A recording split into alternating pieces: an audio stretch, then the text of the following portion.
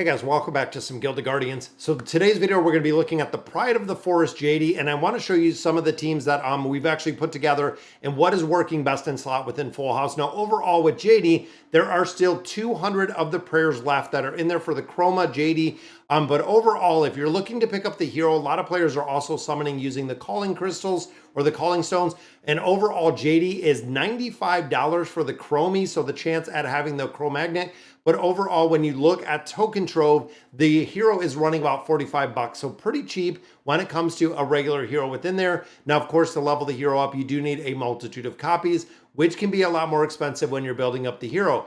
But looking at the ability, you can go in here and you can test, and you can see they're giving us pretty good resources out of here to go ahead and do this limited time trial. I want to go ahead and challenge this. Haven't had an opportunity to hop in here yet and see exactly how it is, but I have been using her in Full House. And if you don't have her, they are actually giving you the ability to build her out for free. And there now here, pretty interesting lineup of heroes we're doing in here. Now, Grind is one that, again, I do want to show you in just a little bit. That is doing incredibly well. So double tank in here, which I don't know if it's going to require or how it's going to look, but you'll notice right off the bat, boom, it drops on the frontmost hero. Now, this is very important because when it comes to the ultimate ability that we have with Jadey, there is no way to actually drop this heal specifically on your backline hero. She does have a secondary ability that will allow you to heal when it comes to the ability of being able to heal other heroes other than the primary two front heroes.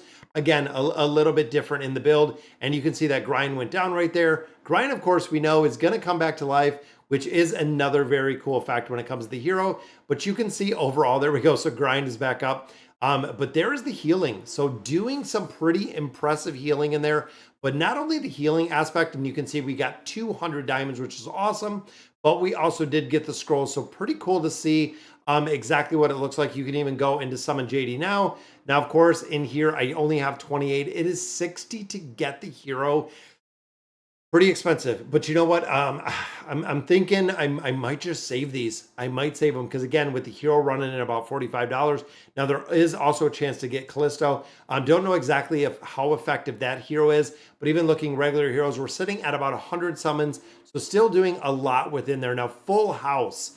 We've been getting into this. We've been talking about this. There are 3 days left, and if you checked your mail today, they actually gave us, of course, 5 more tickets. Which means if you've been running this game mode, it is just absolutely insane how many times you have to run this game mode. And if you're like me, I cannot make it through a lot of the elites that we have within this game mode. Even looking at the ranking, I was, I think, 400 or 500 yesterday. So in here right now, we're 290, still making a little bit of progression in here, but it is an absolute massive, if I say it again, time consumption in here. So I'll go ahead and I'll continue.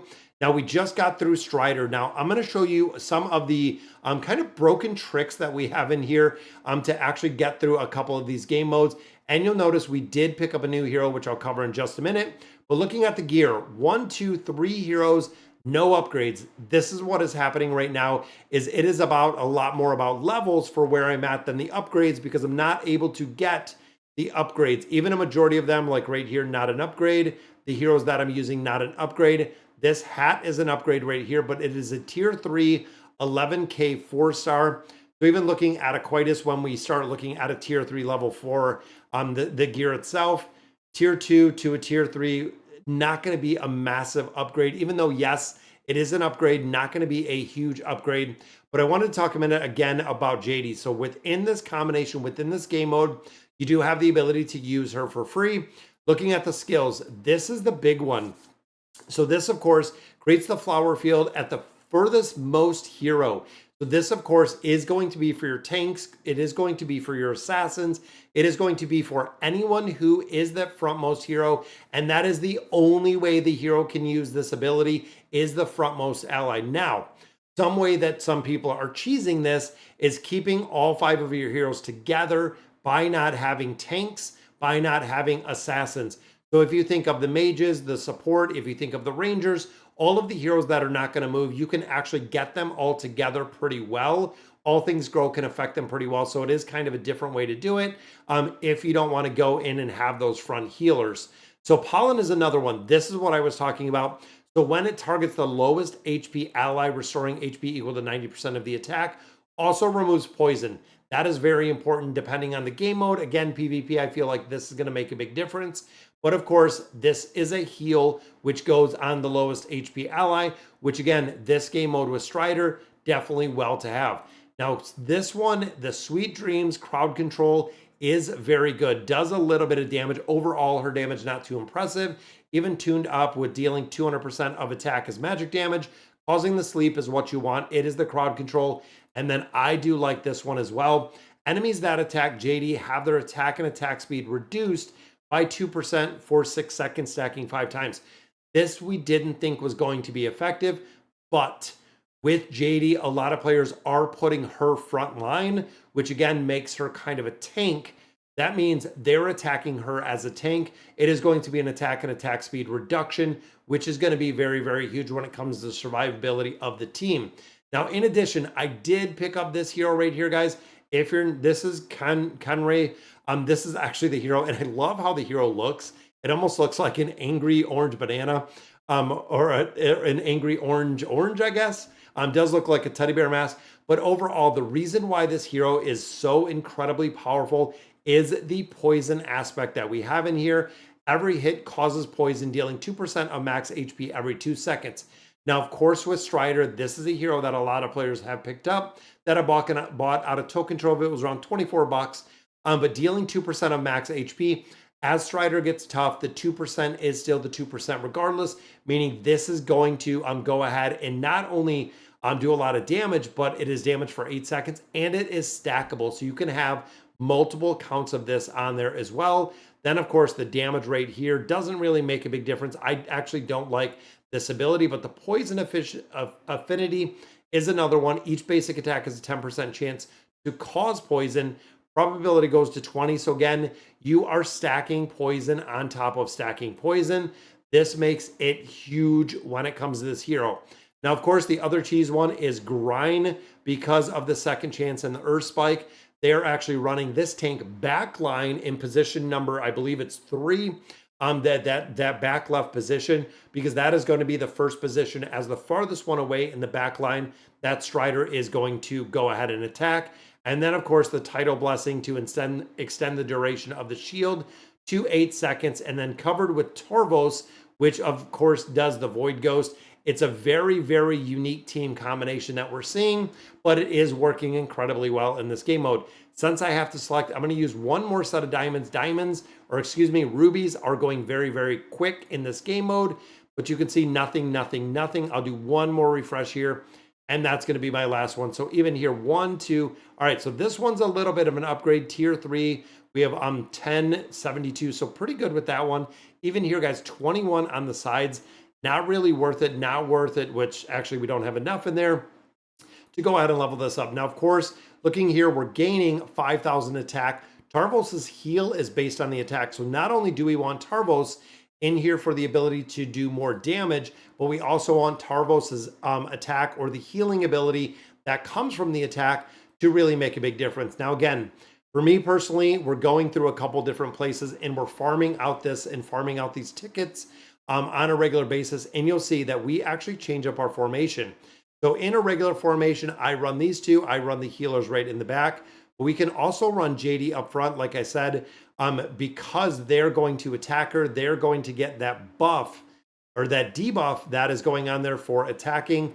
And then, of course, we're going to heal the front line, looking at, boom, there's the AoE. Going to drop it on Grind and heal all of the heroes within here.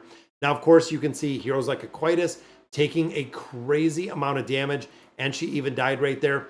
This is the reason why so many players are getting frustrated with this game mode, is you're going through this game mode and players, to make progression, are doing a crazy amount of resets to make sure that your primary team, which we have right here, is actually not dying to the content that we're sitting at. You can see the elite heroes right here. This is almost impossible to get through as of right now without a hero or two dying, because you can see they're actually healing much faster than we can do damage. So looking at this lineup, again, without being able to stack poison, or kind of going 1 through 1 with Kanreh, This is the only way that we can get these targets down. Now, Coitus, again, is a hero that we see that continuously dies within this game mode. And there we go. So this, again, is going to be another reset because we don't have the ability to get through here. And it's been just a lot of exactly this, farming it over and over and over again. Because, of course, the every 10th room has Strider. Strider, you can kind of cheese. I know a lot of players are struggling with it. But when it comes to these 15 rooms, when it comes to these elites right here, they are just absolutely dominating the way that we're playing, or the methodology between being able to come in here and actually kill out these targets and killing these targets in a very fast manner. Now, the rest of these, you can see I don't really have leveled up at all. Even right here, Morax was kind of the filler in here.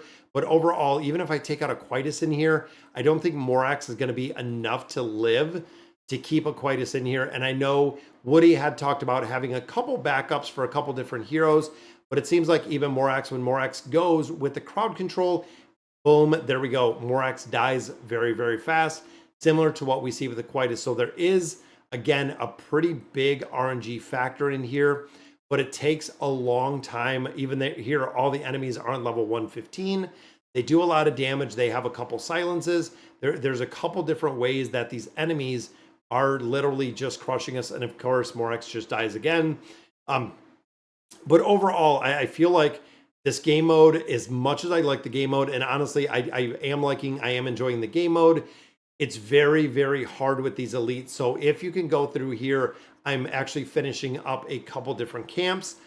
Once I get through the camps, I go through, if I can't get through Strider, I do the reset. Now, the reason we keep kind of doing this cycle is going through and having the ability to actually gain levels on these heroes.